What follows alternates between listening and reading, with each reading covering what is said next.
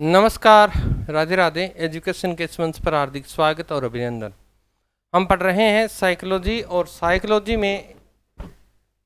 Psychology में आज का जो मुख्य विषय रहेगा वो रहेगा मनोविज्ञान की शाखाएं। यानी अगर बात करें हम आज पढ़ेंगे वो क्या, मनोविज्ञान की शाखाएं। मनोविज्ञान की शाखाएं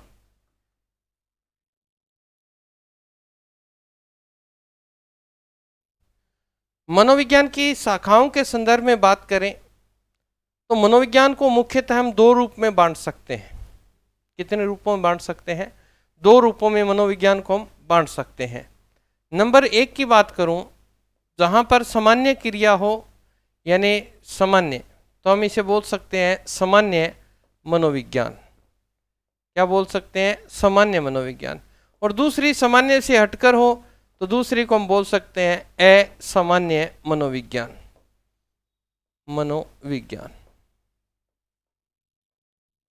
परंतु अब यहां पर एक डेफिनेशन आ जाती है विलियम जेम्स की। विलियम जेम्स ने क्या कहा था? विलियम जेम्स ने यह कहा था कि ब्रह्मांड और पृथ्वी, यानी हम बात करें आकाश और धरती की समस्त वस्तुएं किसके अंतर्गत आती है? मनोविज्ञान के अंतर्गत आती है। तो इसका अर्थ हो गया कि ऐसी कोई चीज ही नहीं है जहां मनोविज्ञान नहीं है। फिर हमने पूर्व में एक डेफिनेशन पढ़ी थी कि हम प्राणी, एक शब्द पढ़ा था कि प्राणी के व्यवहार का अध्ययन किया जाता है। तो प्राणी शब्द तो एक विशिष्ट रूप रखता है। प्राणी के अंदर आप ये नहीं कह सकते कि एक सिर्फ मानव जाति है, नहीं, प्राणी के अंदर पशु पक्षी भी हैं, जीव जंतु भी हैं, तो सब चीजें हैं। तो इसीलिए फिर प्राणी शब्द को अगर अंतर्गत देखें तो फिर इसके हम तीन प्रकार हो जाएंगे। तीसरा प्रकार फिर कौन सा हो जाएगा? पशु मनोविज्ञान। अब कैसे पशु मनोविज्ञान? तो आपको अगर पूछ ले कि मनोविज्ञान की शाखाओं को कितने भागों में बांट सकते हैं, तो हम तीन भागों में बांट सकते हैं। क्योंकि मनोविज्ञान खुद कहती है कि मनोविज्ञान मानव व प्राणी के व्यवहार का अध्ययन करती है। तो प्राणी के अंतर्गत तो फिर पशु भी आ जाते हैं। तो प्राणी का सामान्य, असामान्य और पशु मनोविज्ञान तीनों चीजों के अंतर्गत अध्ययन किया जाता है। मुख्य रूप से तो ये तीन है। परंतु अगर बात करें कि मनोविज्ञान की बहुत सारी शाखाएं हैं गुरुजी, पहले तो इससे बहुत सारे प्रश्न आया करते थे। जब ये टॉपिक नया था बहुत प्रश्न उठाते थे कि निम्न में से मनोविज्ञान की शाखा नहीं है, इस तरह के। परंतु आजकल इनका थोड़ा सा ट्रेंड क्या हो गया? कम हो गया है। अब कम हो गया है तो गुरुजी फिर कौन कौन सी चीजें आने लगी?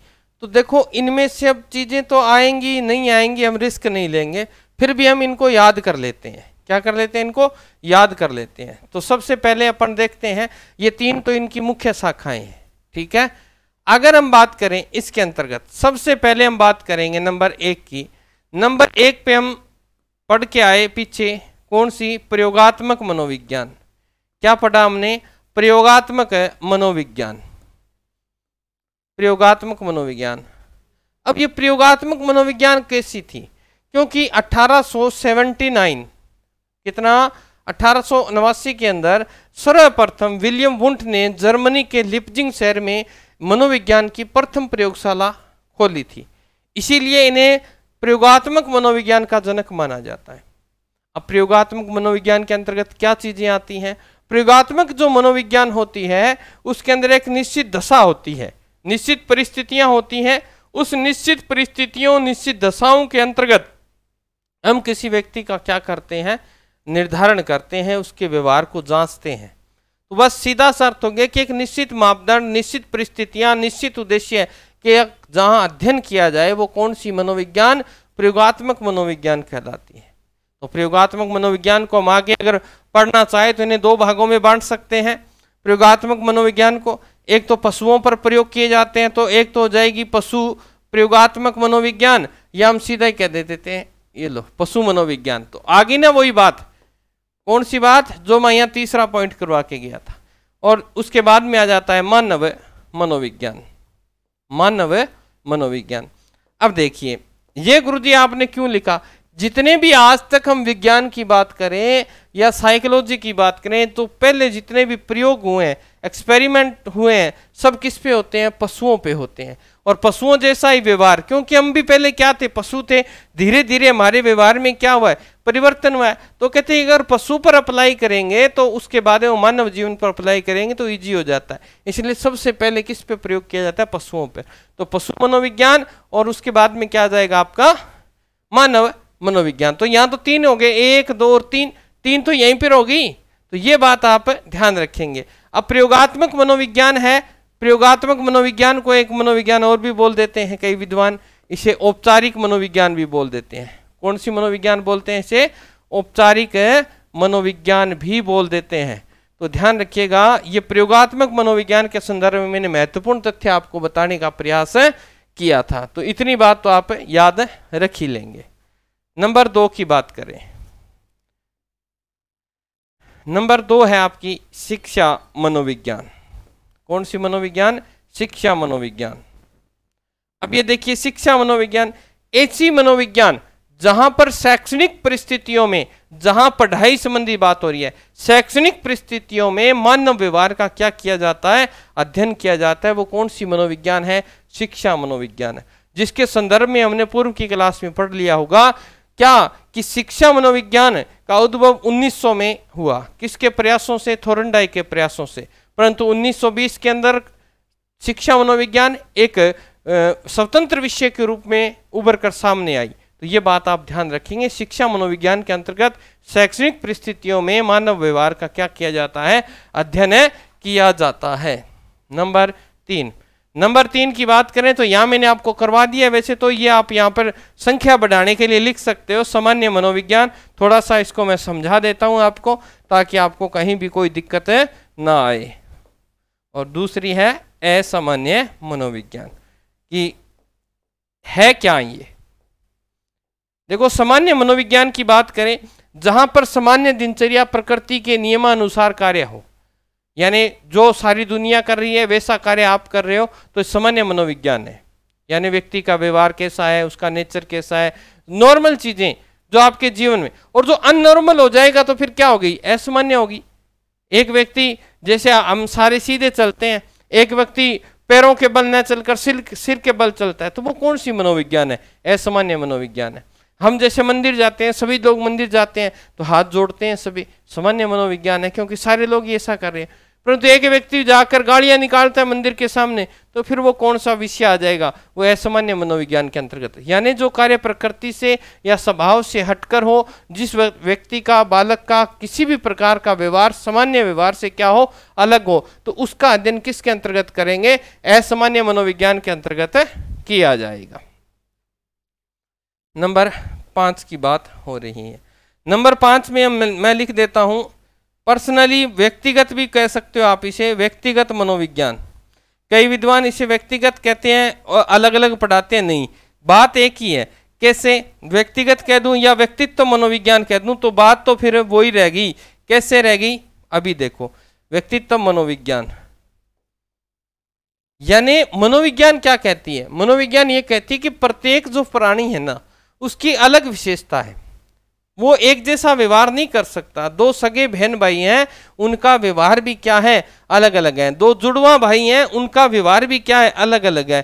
क्योंकि ये क्या है? ये व्यक्तिगत मनोविज्ञान है। क्योंकि प्रत्येक व्यक्ति का व्यवहार अलग होता है। प्रत्येक व्यक्ति हर परिस्थिति में अलग व्यवहार करेगा। उसके प्यार करने का तरीका, उससे क्रोध करने का तरीका, उसके खाने का तरीका, उसके बैठने का तरीका, ठीक है, वो सब चीजें क्या है? व्यक्तिगत मनोविज्ञान। हर व्यक्ति की चॉइस अलग होती है।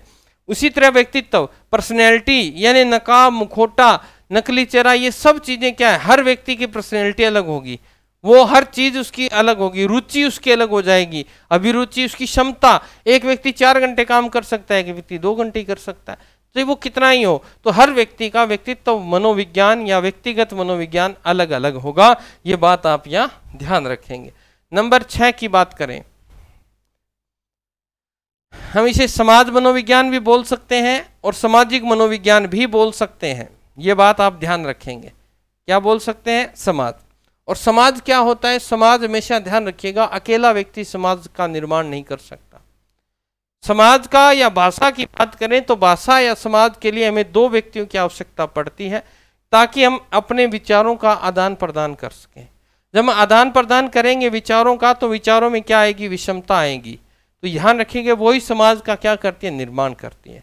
और समाज के व्यवहार को देखकर हम अपना व्यवहार चेंज करते हैं। समाज के अंदर कोई व्यक्ति नैतिकता के कार्य कर रहा है, जैसे किसी पर दया कर रहा है, गरीब व्यक्ति की सहायता कर रहा है, कोई बुजुर्ग है उनकी पैर दबा रहा है, तो हमारे पर उस चीज़ का बड़ा प्रभाव पड़ता है, क्योंकि मनोविज्ञान ये कहती है कि समाज का मानव जीवन पर बड़ा प्रभाव पड़ता है और व्यक्ति देखकर क्रियाओं को सीखता है। ये आगे हम पढ़ेंगे, अल्बर्ट बांडुरा के बहुत सारे सिद्धांत पढ़ेंगे तो वहाँ भी ये बात स्पष्ट करेंगे।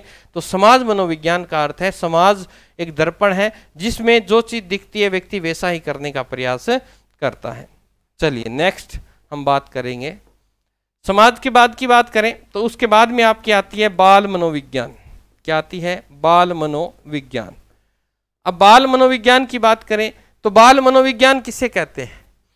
जहां बालक का अध्ययन किया जाए। और बालक कहां तक?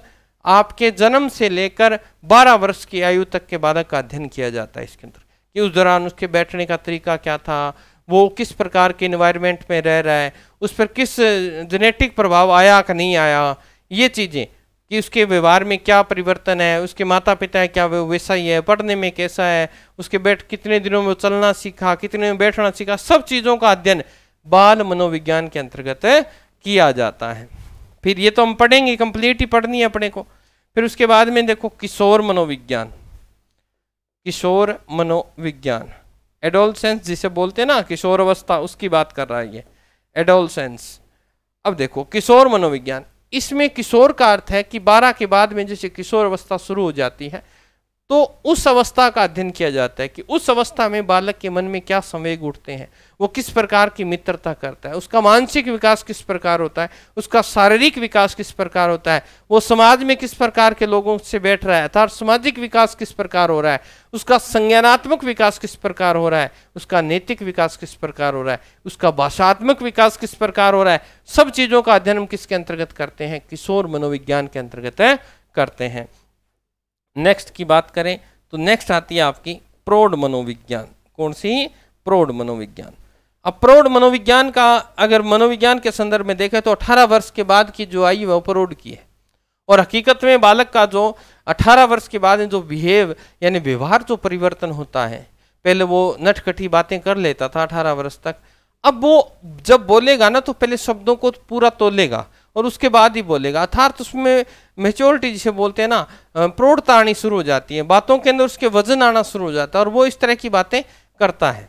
तो यानी शानी शानी बात करने लग जाए, अपना राजस्थानी भाषा में अगर बोला तो वो शानो हो जाए, ठीक है, बिंग है अक्कल जाड़ आ जाए। सीधी सी बात आई है कि यहाँ प्रौढ़ मनोविज्ञान का अर्थ है कि बालक के व्यवहार में प्रौढ़ता आती है, धीरे धीरे वो शब्दों पर लगाम लगाता है, अनावश्यक कार्यों को दूर करता है। तो इन सब चीज़ों पर ध्यान कहाँ देता है? और सबसे ज़्यादा बच्चे जो बिगड़ते हैं वो किशोर अवस्था में बिगड़ते हैं, कन्फर्म है, क्योंकि किशोर अवस्था के अंदर उसकी नसों में क्या होता है? जवार होता है। अगर उसे सही दिशा दे दी जाए तो फिर तो सही बात है, अगर नहीं दी गई तो फिर वो रास्ते से भटक जाता है। तो ये बात आपको ध्यान रखनी है। तो यहाँ तक हमने 9 पढ़ ली है। आगे आती है आपकी 10वीं जो पार्ट है वो है आपका निदानात्मक व उपचारात्मक मनोविज्ञान। उपचारात्मक मनोविज्ञान, निदानात्मक व उपचारात्मक मनोविज्ञान। कहने का भाव क्या? निदान और उपचार आपको देखने में एक जैसे शब्द लग रहे होंगे, परंतु दोनों का अर्थ क्या है? अलग अलग है। निदान का अर्थ होता है समस्या का क्या लगाना, पता लगाना, और उपचार का अर्थ है समस्या को हल कर देना। तो ध्यान रखिएगा, जहां बालक के व्यवहार का कारण का पहले पता लगाया जाता है कि ये इस प्रकार का व्यवहार क्यों कर रहा है, तो वो आप निदान कर रहे हैं। और उसी के बाद जानने के बाद कि इस वजह से इसके व्यवहार में परिवर्तन आया है और उसके बाद में वो व्यवहार को सुधारा जा रहा है, तो वो आपका ध्यान रखिएगा, वो उपचार है। तो उपचारात्मक में असामान्य व्यवहार का पता लगाकर उसका क्या किया जाता है? उपचार किया जाता है। तो ये आपकी कौन सी होगी? निदानात्मक होगी। नंबर 11 की बात करें, सैन्य मनोविज्ञान। सैन्य मनोविज्ञान। अब सैन्य मनोविज्ञान का अर्थ आप समझ गए कि सेना के अंदर उनका माइंड जो होता है ना, सेना के अंदर जो भर्ती होते हैं तो उनका माइंड को वॉश कर दिया, साफ कर दिया जाता है, उन्हें परिवार से अलग कर दिया जाता है। उनके माइंड में ये भर दिया जाता है कि आपका परिवार आपसे बहुत दूर है, सबसे पहले आपकी माँ धरती है और इस धरती माँ की हमें क्या करनी है? रक्षा करनी है। तो वहां भी उनके व्यवहार को बदला। अगर वहां पर ये बात उनके माइंड में नहीं आए तो अगर घर सताने लग जाए, है ना, फिर वो अभी जो वर्तमान में माने हर फौजी गाने लग जाए, अपने प्रेमिका की याद में खोया रहे तो दुश्मन आकर आक्रमण कर देंगे, है ना। बात कोई शानी लिख दूं के, बता कोई कहानी लिख दूं के, मैं खुद ने राजा लिखना चाहूँ तो न मेरी रानी लिख दूं के। अगर वो रानी लिखने लग गया तो बड़ा बिना वह दे सारा जिका दुश्मन बैठे नहीं वह गोली मार के अपनी कहानी बना देगा। इन खातर अंग सैन्य जी की मनोविज्ञान है, उस सैन्य मनोविज्ञान के अंतर्गत इनके माइंड को क्या किया जाता है, पूरी तरह से व्यवहार को बदला जाता है, वॉश किया जाता है और कहा जाता है कि देश ही हमारे लिए क्या है, सर्वोपरि है, उसके बाद में कोई भी रिश्ते नाते नहीं है। तो वहाँ सैन्य मनोविज्ञान के अंतर्गत ये बात है कही जाती है। चलिए उसके बाद की बात करें, नंबर 12, उसके बाद में आती है आपकी शारीरिक मनोविज्ञान। शारीरिक मनोविज्ञान जो कि दिख रहा है शरीर से संबंधित जो व्यवहार होते हैं उनकी अध्ययन करता है। नंबर 13 है सांख्यिकी मनोविज्ञान। सांख्यिकी मनोविज्ञान, कई विद्वान इसे संख्यात्मक मनोविज्ञान भी बोल देते हैं। तो दोनों देखिए वैसे तो अलग अलग हैं, संख्यात्मक मनोविज्ञान दोनों अलग अलग हैं, परंतु जब हम विद्वानों की बात करें तो विद्वानों ने ऐसा कह दिया तो चलो हम भी करा देते। सांख्यिकी मनोविज्ञान का अर्थ है कि जहां संख्याओं के बल पर, संख्याओं के आधार पर इसका व्यवहार का अध्ययन किया जाता है। आपने देखा होगा रेटिंग स्केल मेथड हम आगे पढ़ेंगे तो वहां एक संख्या ही तो आती है कि आपको कितने नंबर अंक, उसी के आधार पर व्यवहार का क्या कर दिया, निरीक्षण किया जाता है। तो संख्यात्मक मनोविज्ञान जो होती है वहां पर तो संख्याओं को, कई बालक कहते हैं 2 का आंकड़ा मेरे लिए शुभ है, कोई कहता है 7 का आंकड़ा शुभ है, कोई कहता है भैया 666 मैं तो नहीं लूंगा बिल्कुल भी, क्योंकि मुझे शास्त्री जी ने बताया कि ये तो बड़ा शैतानी अंक है ना, तुला राशि के लिए शैतानी अंक है 666, इससे मुझे बड़ा नुकसान होता है। तो ध्यान रखिएगा वो सब बातें किसके अंतर्गत होती है, संख्यात्मक मनोविज्ञान के अंतर्गत होती है। ये बात आप ध्यान रखेंगे। नंबर 14 इसे हम बोलते हैं जेनेटिक, जेनेटिक कह दो या इसे जननिक मनोविज्ञान कह देते हैं, मनोविज्ञान। अब देखो जैसा कि आपको दिख रहा होगा जेनेटिक की बात करें अर्थात इसके अंदर किसकी बात की जाती है, गुणसूत्रों की बात की जाती है। माता पिता के जीन होते हैं वो एक पीढ़ी से दूसरी पीढ़ी में ट्रांसफर होते हैं, यानी आनुवंशिकता की बात यहाँ की जाती है। किसके अंतर्गत, जेनेटिक मनोविज्ञान के अंतर्गत। आपके जीन में प्रभावित हो गए, आप 46 हैं तो आपके जैसा बालक है, 47 हो गए तो वो विक्षिप्त हो गया, 45 हो गए, ये किस पे गया है, माता पे गया है, पिता पे गया है, इसका व्यवहार किस प्रकार है, माता के व्यवहार से मैच करता है, सब चीज़ों का अध्ययन है जेनेटिक मनोविज्ञान के अंतर्गत किया जाता है। नंबर 15 की बात करें, नंबर 15 आती है परा मनोविज्ञान। और ये ध्यान रखिएगा ये थोड़ा सा लेटेस्ट है। परा मनोविज्ञान जो होती है, परा मनोविज्ञान की बात करें, परा मनोविज्ञान का संबंध है पर का अर्थ होता है दूसरा, यानी इस लोक की बात न करके बालक किसी दूसरे लोक की बात करता है और दूसरे लोक के अनुसार व्यवहार करता है, तो उसके अंतर्गत अध्ययन किया जाता है ना। इस संसार को छोड़कर दूसरे, जैसे भूत प्रेत की बात करें जी, बिना शरीर में भूतनी बढ़ गई, ये बढ़ गई भूतनी बढ़ गई, टपार होगी, इंगमा तो देवता खेला है जी। ये सब बातें जादू टोना भूत प्रेत सब मनोविज्ञान का अध्ययन किसके अंतर्गत किया जाता है, परा मनोविज्ञान के अंतर्गत किया जाता है। और मनोविज्ञान ये कहते हैं कि इस प्रकार की कोई चीज़ नहीं होती, सिर्फ मानसिक दबाव जब आ जाता है, मानसिक परेशानियां हो जाती हैं तो बालक असामान्य व्यवहार करना प्रारंभ कर देता है, जिसे आम बोलचाल की भाषा में भूत प्रेत का नाम देकर उस व्यवहार को देखा जाता है। तो इस प्रकार के कोई व्यक्ति हरकतें करता है तो उसे जल्दी से जल्दी आप किसी तांत्रिक वगैरह के पास मत लेके जाया करो, उसे जल्दी से जल्दी कोई मनोचिकित्सक होता है उसके पास लेकर जाना चाहिए ताकि उसका समय रहते उसका इलाज किया जाए, क्योंकि ये बड़ी घातक होती है, इससे मानसिक बीमारियां हो जाती हैं। तो ये ध्यान रखेंगे।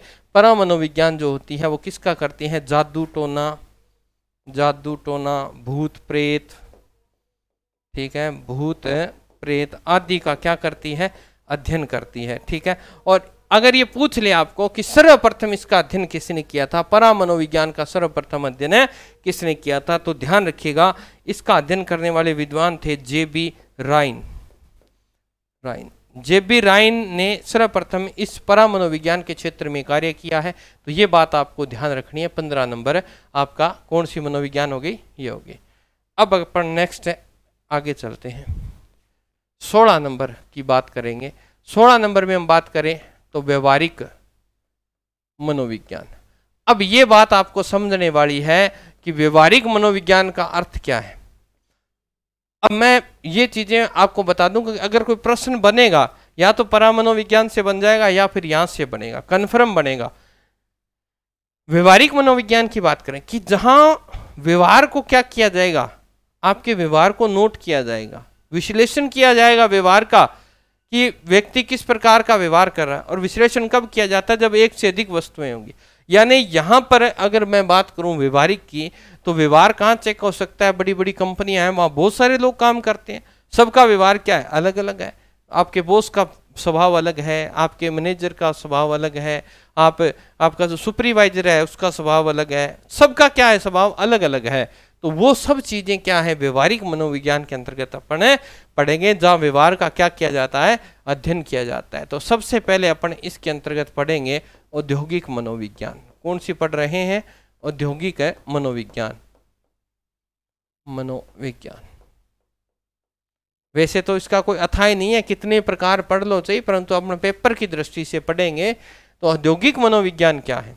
औद्योगिक मनोविज्ञान की बात करूं तो इसको हम विपणन बोल सकते हैं, विपणन या मार्केटिंग बोल सकते हो। और आपने देखा भी होगा कि ये जो मनोविज्ञान है ये हमारे माइंड को क्या कर देती है, कन्वर्ट कर देती है। कैसे कर देती है, आपने खुद इसके उदाहरण हो। हम जब टीवी देखते हैं या यूट्यूब देखते हैं तो उस पर एक एड आती है और हम उस एड से बड़े प्रभावित होते हैं। अरे वो कौन सा है मनोविज्ञान है, औद्योगिक मनोविज्ञान है। कभी भी देखना वो वस्तु की एड आएगी, वो उस वस्तु का विज्ञापन आएगा जो वस्तु बिक नहीं रही है। आपने कभी ऐसा देखा कि दादी ऐसे बिलोना कर रही है, बिलोना तो जानते ना, छाछ बिलोते हैं, आजकल तो भूल गए, आप तो चूंटिया भी नहीं जानते हैं ना, घी जिसे बटर बोलते हो, वो निकाल रही है। कभी उसकी एड आई? नहीं आई। क्यों नहीं आई? क्योंकि उससे आवश्यकता नहीं है, क्योंकि जो बढ़िया चीज होगी, ओरिजिनल चीज होगी, वो तो बिकेगी। अब एड किसकी आती है, ये तेल ले आओ, रिफाइंड तेल ले आओ, ये डालडा ले आओ, ये आपके हार्ट को ये कर देगा, वो कर। भाई तो हमें कहाँ आवश्यकता है। अरे हम तो गांव के हैं, और पहली बात हम राजस्थान के हैं, और राजस्थान में तो हमारे जब सरसों हो जाती है तो हम सरसों की वैसी तेल निकलवा के ले आते हैं घर पे, जो पूरे साल चलता है। वो कहते हैं इसमें रिफाइंड नहीं आता। तो भाई अगर ऐसा होता तो हमारे बुजुर्ग तो कब के मर गए होते, उनकी आयु देखो तुम। परंतु ऐसी विज्ञापन हम देखते हैं, और फिर हम पढ़े लिखे बच्चे खुद घर वालों को कहते हैं ये सही बात है। और जो थोड़ा सा बालक पढ़ लेता है, ये औद्योगिक मनोविज्ञान वहाँ बहुत ज़्यादा काम करती है। हमें एक ऐड देखते हैं, फेयर एंड ग्लो आती है ना, उसके एक साइड में एक मीटर और दिया गया है कि पहले हफ्ते में आप इतना गोरा हो जाएंगे, दूसरे में इतना, तीसरे में इतना। अरे कहाँ आवश्यकता है, भगवान ने रंग दे दिया, दो दे दिए, काला और गोरा, आप उसको बदलने वाले कौन है। अगर क्रीम लगाने से कोई गोरा होता है, आप मान के चलो क्रीम लगाने से कोई गोरा होता है, तो क्या वेस्ट इंडीज वालों के पास पैसे नहीं है, वो क्रीम नहीं लगा सकते? वो तो बहुत गोरे हो सकते हैं, वो तो सारे दिन जिका टब हो नहीं वह भर लियागा क्रीम का, अरबी में ही सुत्या रहेगा। ऐसा हो सकता है ना, पर ऐसा कुछ नहीं है। ये सब प्रलोभन है आपकी आंखों को चकाचौंध करने के लिए, है कि नहीं है। दूसरा आप देखो, एड आती है, हाजमोला की एड आती है ना, खाया पिया पचाया। एड कौन करते थे, पहले अमिताभ बच्चन करते थे, बाद में धीरे धीरे बदलते गए। अब आप देखो कि अमिताभ बच्चन ने समोसा खाया और 7 दिन तक लीलावती हॉस्पिटल में भर्ती रहे। क्या उनके पास हाजमोला खरीदने के पैसे नहीं थे? क्योंकि खाया पिया पचाया, वो तो ऐड कर रहे थे ना। अगर हाजमोला से ऐसा होता है तो भैया ये सब चीज़ें क्या दिखावा है। आपने देखा होगा है ना, जुबा जुबा केसरी। अरे भाई केसर का दम ही लेना है तो तुम केसर की डब्बी खरीद ला ना, कहाँ गुटके खाने के लिए प्रोत्साहित कर रहे हो। क्या उनकी औलादें ऐसा करती हैं? क्या उनके वो अपने औलाद को ये ले जाके देते हैं, ले बेटा गुटखा खा ले? कभी नहीं। ये सब क्या है, हमें भुलाने के लिए सिर्फ औद्योगिक मनोविज्ञान है। वो हमारी फायदा उठा रहे हैं, हमारी मानसिकता का क्या कर रहे हैं, फायदा उठा रहे हैं। तो ये बात आप ध्यान रखेंगे। और यहाँ पर औद्योगिक मनोविज्ञान के अंतर्गत बात करें तो औद्योगिक मनोविज्ञान के अंतर्गत मजदूर जो होते हैं उनकी रुचि अरुचि का ध्यान रखा जाता है, उनके व्यवहार को नोट किया कि किस ऑफिसर से ये अधिक खुश हैं, किस ऑफिसर से नहीं है। तो ये सब चीज़ें औद्योगिक मनोविज्ञान के अंतर्गत हमें पढ़ते हैं। फिर अगर बात करें 2 नंबर की, 2 नंबर में आता है आपका विधि कह दो, या इसे हम कह दें ला साइकोलॉजी। क्या कह दें?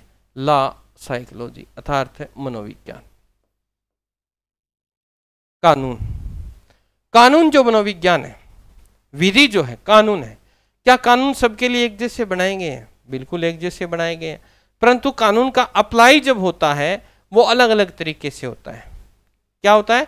अप्लाई अलग अलग तरीके से होता है। कैसे होता है ये तो मैंने आपको बताया। अब सबसे पहले अपन देखें कि इसके क्षेत्र में काम करने वाले विद्वान कौन थे। 1900 के लगभग एक विद्वान थे स्टर्नबर्ग। कौन थे? स्टर्नबर्ग।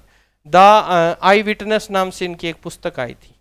तो उस पुस्तक में इन्होंने जिक्र किया था विधि मनोविज्ञान का, कि कानून का जो व्यवहार होता है वो भी क्या होता है? अलग अलग होता है। कैसे होता है? कानून सबके लिए समान है हम देखें तो, परंतु कैसे अलग है? एक बालक है जिसकी आयु 15 वर्ष है और एक व्यक्ति है जिसकी आयु 25 वर्ष है। दोनों ने एक एक आदमी को मारा है। मारा है, अपराध हुआ है, बिल्कुल हुआ है। क्या दोनों को एक जैसी सजा मिलेगी? नहीं मिलेगी। क्यों? क्योंकि जो बालक है उसका मानसिक विकास नहीं हुआ है और जो 25 वर्ष वाला है उसका मानसिक विकास हो चुका है। इसीलिए 15 वर्ष वाले को आयु, उसके आयु के अनुसार से उसके विधि कानून के हिसाब से उसको सजा कम दी जाएगी, ताकि वो अपना आगे वाला भविष्य उसको सुधारा जा सके।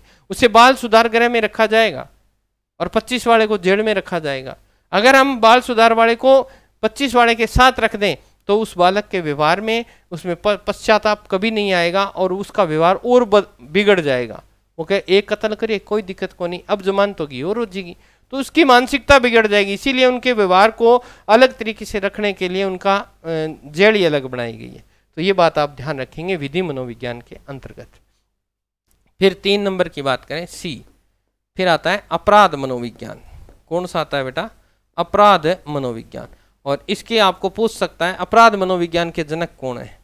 तो इसके जनक बहुत बार पूछ लिया है, तो इसका जनक आप लिख लीजिएगा सीजर लम्ब्रोसो। सीजर लम्ब्रोसो।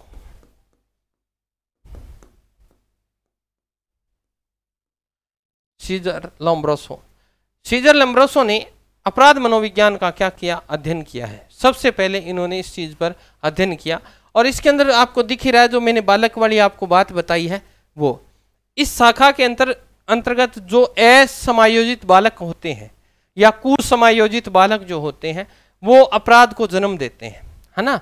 अगर स्कूल से भाग जाना ये अपराध की श्रेणी में है। स्कूल से भाग जाना, गंदी फिल्में देखना, अश्लील बातें करना या किसी के मार देना, हत्या कर देना, चोरी कर लेना, ये सब, इन सब का अध्ययन अगर किया जाता है वो अपराध मनोविज्ञान के अंतर्गत किया जाता है। यानी बालक के कुसमायोजित होने के कारणों का पता जो लगाया जाता है वो अपराध मनोविज्ञान के अंतर्गत लगाया जाता है। फिर हम बात करें नंबर 4 की। नंबर 4 डी नंबर 4 में आता है चिकित्सा।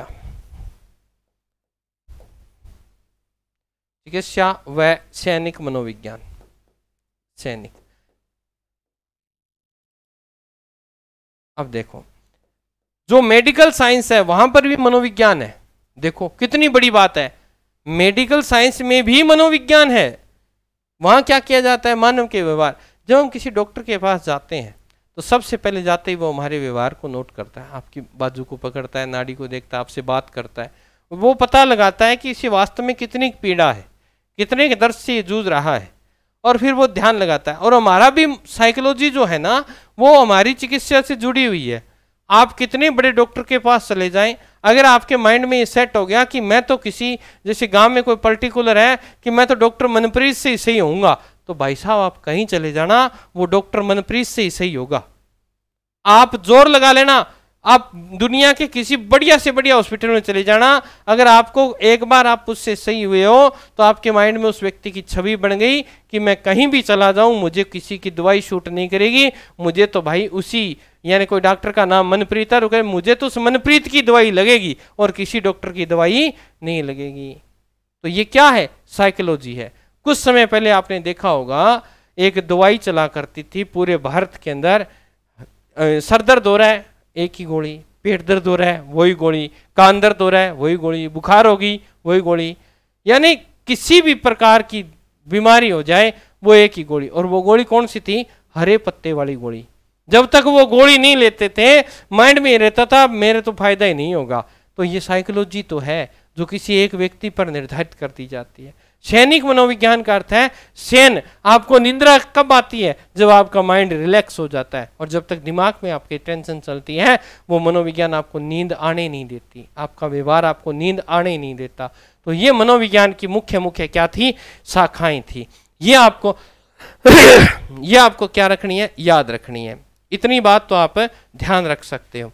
अब अगर आपसे यहां एक प्रश्न पूछ ले उलझाने के लिए, वैसे तो बहुत सारी है, आपको उलझाने के लिए आपको वो एग्जामिनर ये प्रश्न पूछे कि अनुपयुक्त मनोविज्ञान के अंतर्गत कौन कौन से आते हैं? अनुपयुक्त मनोविज्ञान, अनुपयुक्त मनोविज्ञान, वो कह दे कि अनुपयुक्त मनोविज्ञान का क्षेत्र कौन कौन सा है, ये बात आपको कह दे। यानी अगर बात करूं अप्लाइड साइकोलॉजी की बात कर रहे हैं, अप्लाइड साइकोलॉजी के अंतर्गत हम किसे माने?